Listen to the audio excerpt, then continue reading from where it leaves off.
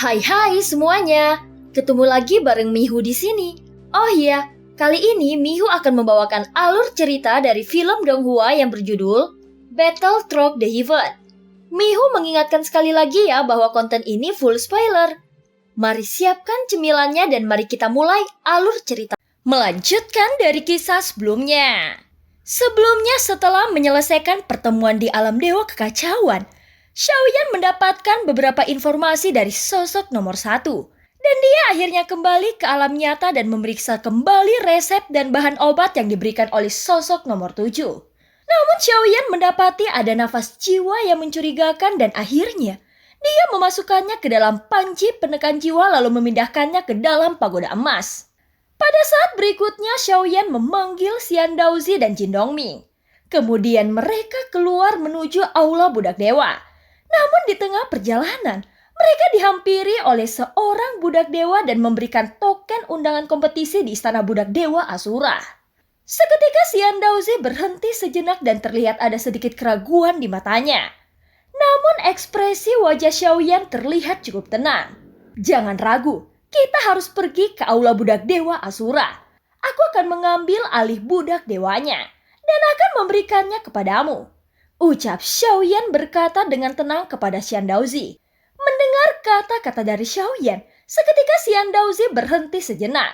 Jincang jelas ingin menggunakan cara seperti itu untuk mendapatkan Xiaoyan dan Jin Dongming. Bagaimanapun dia beranggapan bahwa Xiaoyan dan Jin Dongming adalah budak dewa. Dia juga meyakini bahwa karena merekalah Xian Daozi bisa mendapatkan panen yang spektakuler kali ini. Tentu saja Jincang Daozi menyukai kedua budak dewa ini. Dan kompetisi istana budak dewa Asura adalah satu-satunya metode yang sah untuk mendapatkan budak dewa pihak lain. Namun Jincang Daozi jelas sedikit terlalu percaya diri. Mendengar jawaban dari Xiaoyan, Xian Daozi seketika merasa sedikit gugup. Namun Xiaoyan masih terlihat sedikit santai yang menunjukkan bahwa Xiaoyan cukup percaya diri dan Xian Daozi tidak perlu takut. Pada saat berikutnya Xian Daozi mengangguk lalu melihat token batu giok di tangannya. Ini adalah undangan dari istana budak dewa Asura. Sebelumnya dia hanya menonton pertempuran dan tidak pernah memenuhi syarat untuk berpartisipasi. Setelah memperhatikan sejenak token undangan itu, Xian Daozi segera mengikuti instruksi Xiaoyan dan berjalan menuju aula budak dewa dengan tergesa-gesa. Pada saat yang sama, Xiaoyan juga memperhatikan bahwa ada banyak mata di sekelilingnya yang melirik ke arah mereka. Dia merasa seperti ada sesuatu yang mencurigakan di mata sosok-sosok yang memandang ke arah mereka. Dia menduga ini berkaitan dengan poin kontribusi yang mereka peroleh. Secara alami Xian Daozi juga memperhatikan banyak pandangan yang tertuju pada mereka. Dan terlihat kebanyakan dari mereka memiliki tatapan keraguan. Meskipun Xian Daozi adalah keabadian kaisar, namun dia tidak seperti kebanyakan murid alam dewa iblis abadi. Jika dibandingkan dengan murid alam dewa iblis abadi yang lainnya, maka kekuatannya bisa dianggap lebih rendah. Namun dia berhasil menangkap begitu banyak budak dewa sekaligus dan menerima total 50.000 poin kontribusi. Aku ingat belum pernah ada seorang murid dewa iblis abadi yang mendapatkan 50.000 poin kontribusi dalam satu penangkapan. Dan ini seharusnya menjadi rekor tertinggi. Ucap banyak sosok yang mulai angkat bicara. Terdengar ada kekaguman dan ketidakpercayaan dari mulut mereka. Pada saat ini mereka semakin dekat dengan aula budak dewa Asura. Aula ini terletak di tengah alam dewa iblis dan aula itu sepertinya inti dari alam dewa iblis abadi. Pada saat ini di depan aula budak dewa Asura, terlihat berdiri 3 pilar batu setinggi 100 kaki dan nama-nama di atasnya terus bersinar. Xiaoyan juga mengamati pilar batu itu sehingga dia bisa melihat dengan jelas catatan yang terukir di atasnya. Di salah satu pilar batu setinggi 100 kaki, Xiaoyan dapat dengan jelas melihat nama Xian Daozi yang bersinar dengan nilai kontribusi 50.000 poin. Xian Daozi juga memperhatikan pilar batu dan mendapati namanya terukir, sehingga membuat jantungnya berdetak lebih cepat saat ini. Pada saat yang sama banyak orang yang melirik mereka dengan hormat. Dan beberapa dari sosok-sosok itu bahkan menangkupkan tinjunya. Meskipun Xian Daozi sendiri tidak kuat, namun dengan budak dewa yang kuat ada di sekitarnya, maka itu juga bisa dianggap merupakan kekuatannya. Wah, Aku sudah lama tidak merasakan perasaan dikagumi seperti ini. Ucap Xian Daozi bergumam pelan sambil tersenyum pahit. Keabadian Kaisar Langkah Kedua sebenarnya tidak memiliki status tinggi di alam dewa iblis abadi. Namun itu juga masih dapat dihargai jika mereka menjadi murid alam dewa iblis abadi. Sebenarnya siapapun yang bisa menjadi seorang murid alam dewa iblis abadi pasti memiliki kekuatan yang luar biasa. Setidaknya dia pasti adalah seorang keabadian. Tetapi pasti ada kesenjangan kekuatan di antara para Daozi ini. Sehingga rasa hormat yang diterima tetap berdasarkan level kekuatan yang dimiliki. Namun kali ini dia masuk dalam daftar murid teratas. Terlepas dari apakah mereka mengenal Xian Daozi atau tidak, mereka tetap memberikan rasa hormat atas prestasinya. Saat ini banyak suara-suara yang terdengar sedang membahas Xian Daozi dan tidak sedikit juga tidak percaya dengan keberhasilannya.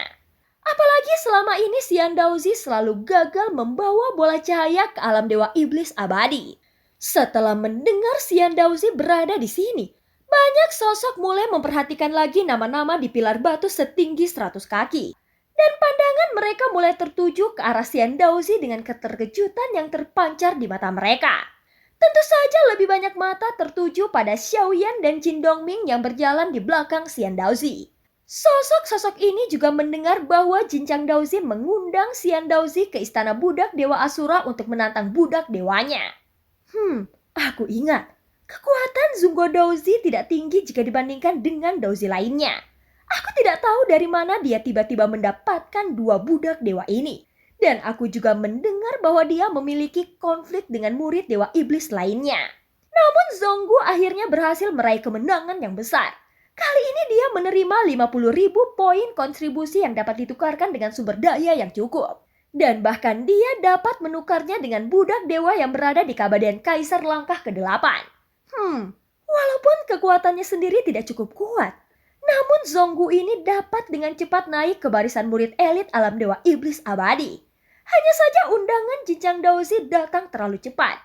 Kurasa dia menyukai dua budak dewa itu. Ucap seseorang yang berada di kerumunan mulai menganalisa tantangan dari Jinchang Daozi. Dan itu membuat banyak sosok yang tidak sabar menunggu hasil akhirnya. Pada saat ini, Xian Daozi dan yang lainnya datang ke aula budak Dewa Asura untuk menggunakan 50.000 poin kontribusi. Dan tentu saja dia akan menukarnya dengan budak dewa yang lebih kuat untuk menghadapi Jinchang Daozi. Tetapi jika ini masalahnya, maka dia tidak akan dapat menukarnya dengan sumber daya untuk meningkatkan kekuatannya sendiri. Apakah kau telah berlatih fisik?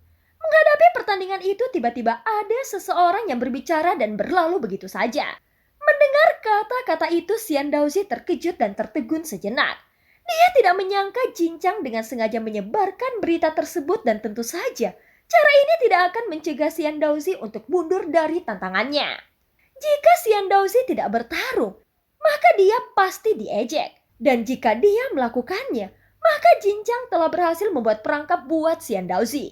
Namun tentu saja Jinchang Daozi tidak tahu siapa sebenarnya yang akan dia hadapi. Mendengar kata-kata itu, Xiaoyan sedikit mengangkat alisnya. Meskipun mereka semua meminjam kekuatan tempur dari orang-orang kuat yang berasal dari dunia luar, namun trik dan intrik di antara murid-murid alam dewa iblis abadi ini masih tidak dapat dihindari.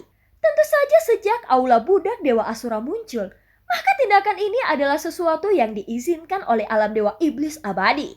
Sebenarnya hal ini akan menghambat kemajuan dari praktisi yang ada di alam dewa iblis abadi. Sehingga banyak dari para muridnya lupa untuk meningkatkan kekuatannya sendiri.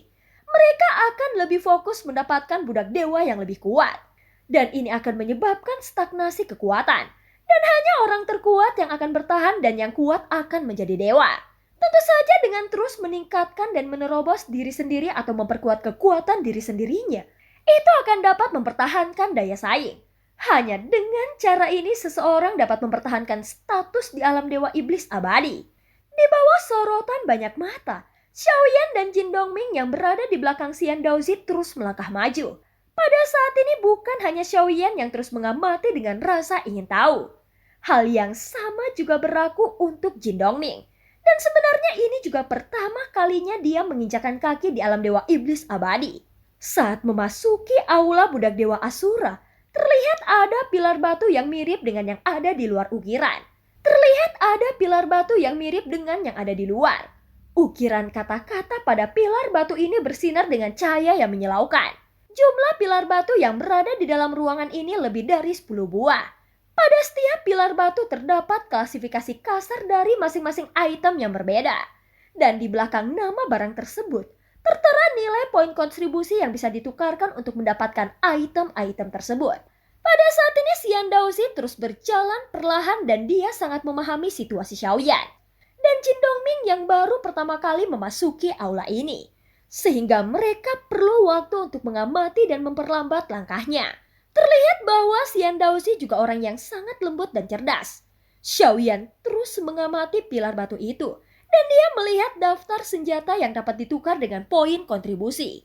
Seperti roda Rowet 5.000 poin kontribusi, Monumen Infinity 7.000 poin kontribusi, spanduk naga kenaikan Kabaden Kaisar 10.000 poin kontribusi. Xiaoyan terus melihat ke depan dan nama-nama yang ada pada pilar batu sangat menarik perhatiannya. Setelah melihatnya sebentar nama-nama ini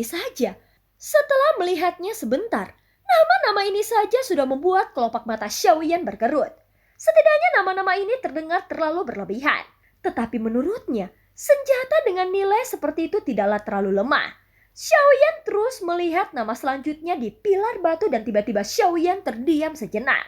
Dia melihat tulisan 20.000 poin kontribusi untuk sayap Dewa Bela Diri Emas Hitam atau sayap Valkyrie.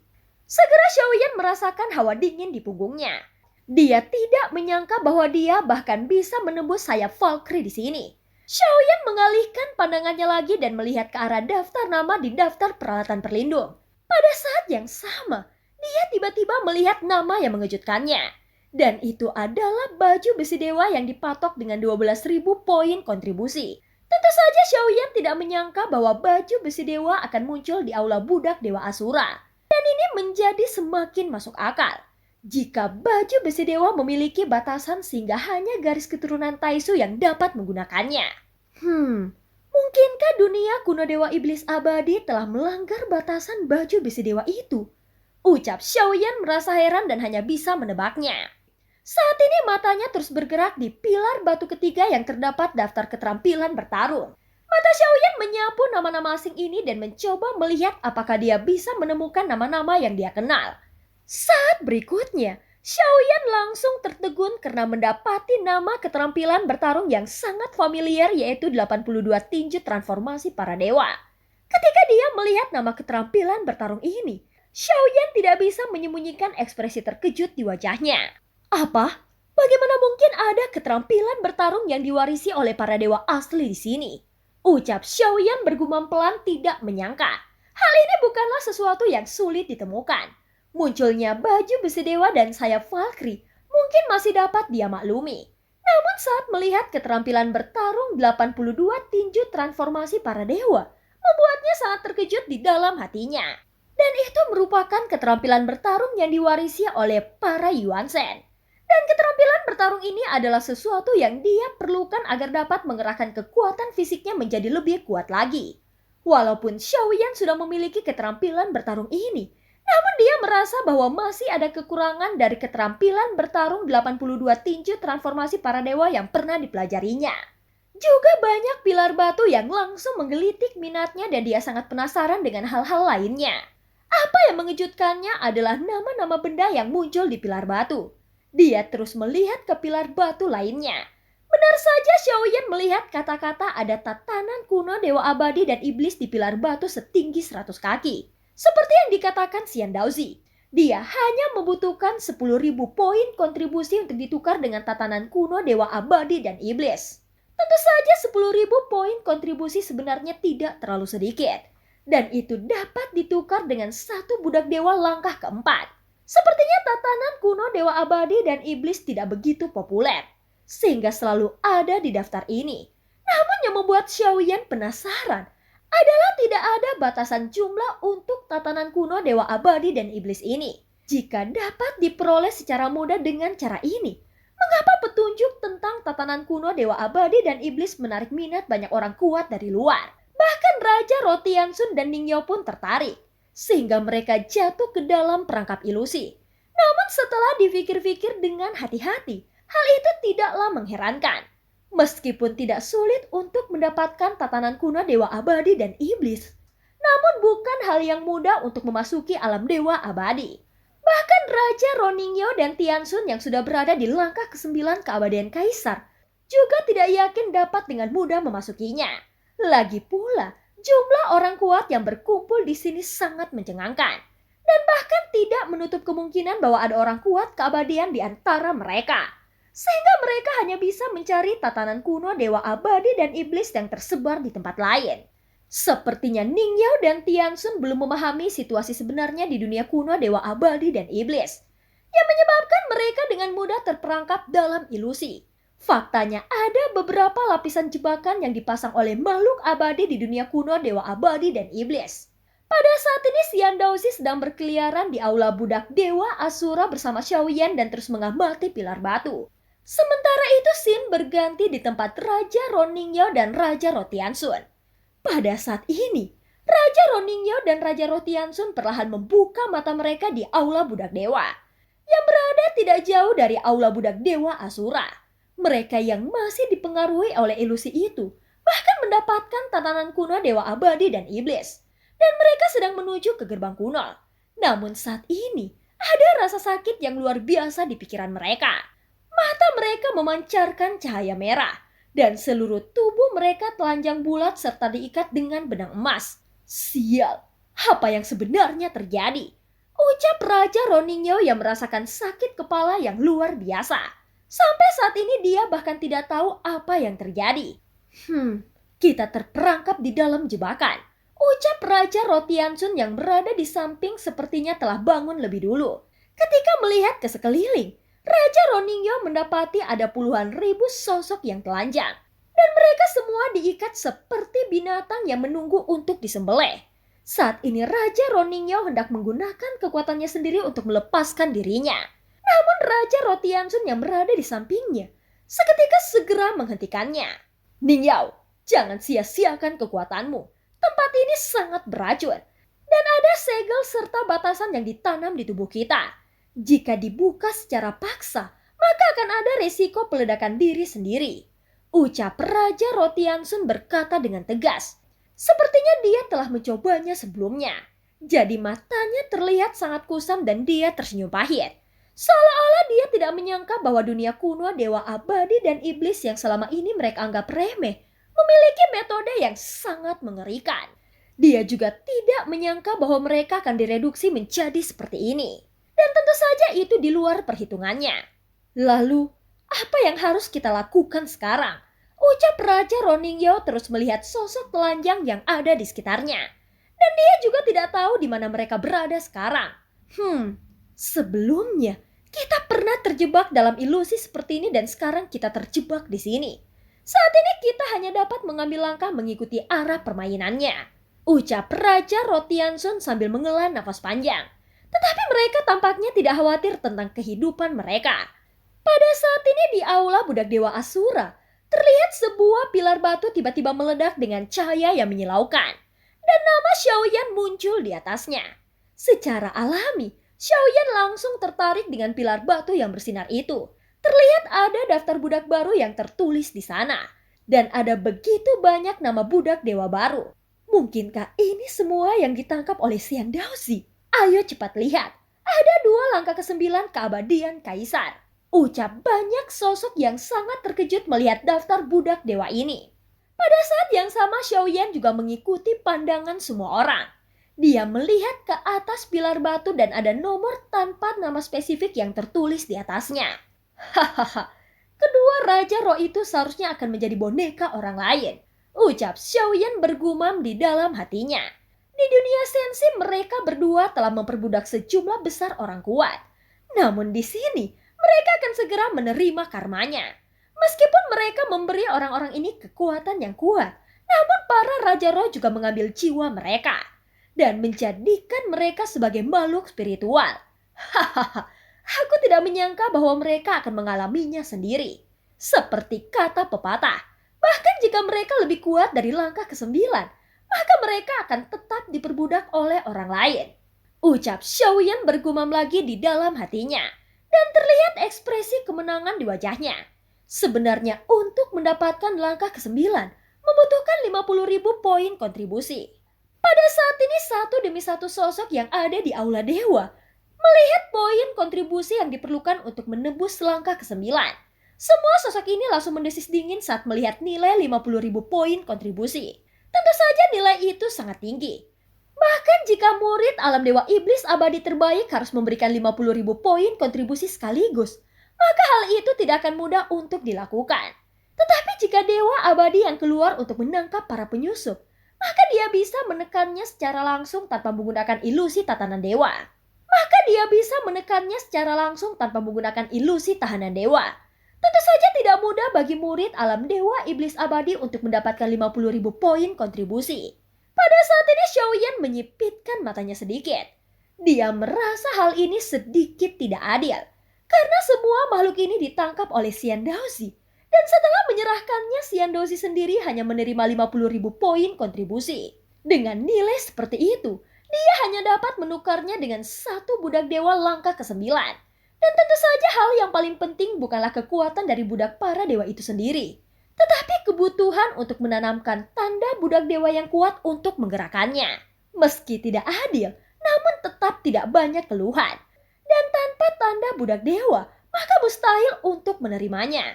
Ketika kerumunan di aula budak dewa Asura sedang ramai, sebuah suara yang mendominasi tiba-tiba terdengar. Aku ingin yang pertama. Begitu suara ini keluar, seluruh aula budak dewa yang berisik langsung terdiam dan semua mata tertuju ke sumber suara. Sosok ini sudah tidak asing lagi bagi Xiaoyan, dan dia sempat bertemu dengan Xian Daozi di aula budak dewa. Dan sosok itu adalah Jinchang Daozi yang telah mengundang Xian Daozi ke aula budak dewa Asura. Dia sepertinya sudah mengetahui situasi saat ini. Dan begitu dia memasuki aula budak dewa Asura, dia langsung mengunci matanya pada pilar batu setinggi 100 kaki. Xiaoyan sedikit mengeringit saat melihat ini. Jika Jinchang Daozi berhasil mendapatkannya, maka Xiaoyan kemungkinan besar harus melawan dua Raja Roh sekaligus. Xian Daozi juga mengikuti pandangan Xiaoyan dan melihat ke atas pilar batu. Saat ini matanya menjadi lebih serius dan dia merasakan kekhawatiran di dalam hatinya. Meskipun Xiaoyan kuat, tetapi yang akan dihadapinya adalah langkah ke-9 keabadian Kaisar. Bagaimana mungkin Xian Daozi tidak mengkhawatirkannya? Pada saat ini Xian Daozi menatap Xiaoyan. Dari sudut matanya, dia melihat ekspresi Xiaoyan terlihat biasa saja. Dan sepertinya tidak ada kekhawatiran di matanya. Melihat itu, Xian Daozi merasa sedikit lega. Sepertinya pilar batu itu tidak ada artinya baginya. Kemudian Xiaoyan terus melihat daftar lainnya. Pada saat ini pilar batu yang dilihat Xiaoyan tidak mencolok. Dan itu jauh lebih pendek dibandingkan pilar batu lainnya. Namun karakter yang berkedip di atasnya membuat Xiaoyan mengangkat alisnya sedikit. Apakah benda ini benar-benar ada? Ucap Xiaoyan bergumam di dalam hatinya. Dan film pun berakhir. Terima kasih udah dengerin Mihu dari awal sampai akhir ya. Sampai jumpa.